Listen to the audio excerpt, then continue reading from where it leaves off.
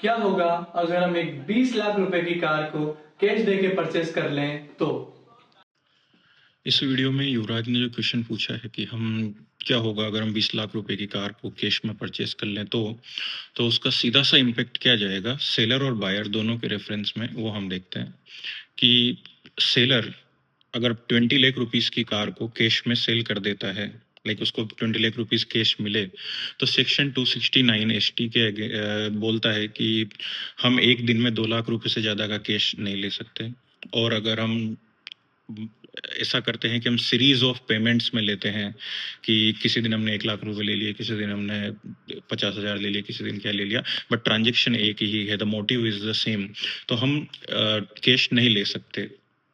तो उस सिचुएशन में क्या होगा, तो इस पर क्या होगा, 100% तो पेनल्टी लग जाएगी, प्लस उस पर्टिकुलर सेल के ऊपर डिपार्टमेंट एक प्रॉफिट मार्जिन देखेगा, जो भी आपका प्रॉफिट मार्जिन रहता है नॉर्मली कार की सेल पर। जैसे कि लेट्स अज्यूम कि 10% आपका प्रॉफिट मार्जिन है और आप एक कंपनी हो, तो आपके ऊपर 25% का टैक्स रेट एप्लीकेबल हो रहा है। तो 20 लाख की कार पे 10% का प्रॉफिट मार्जिन 2 लाख एंड उसके ऊपर 25% टैक्स, तो 50,000। तो आपने 20 लाख रुपीस की कार कैश में सेल की, तो उसके लिए आपको 20 लाख 50,000, 20 लाख 50,000 रुपए का टैक्स देना पड़ेगा एज अ सेलर।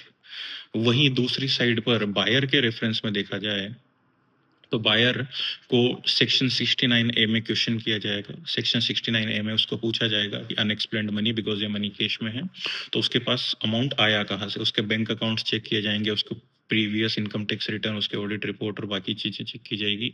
और अगर वो प्रूव नहीं कर पाता है या सोर्स ऑफ फंड्स नहीं प्रूव कर पाता है डॉक्यूमेंट्री एविडेंस में, तो इसको अनएक्सप्लेन्ड मनी कंसिडर किया जाएगा। और अनएक्सप्लेन्ड मनी के केस में इसके ऊपर 60% का टैक्स, 25% सरचार्ज और 4% का सेज लग जाएगा। तो ओवरऑल इफेक्टिव रेट लगेगा 78%।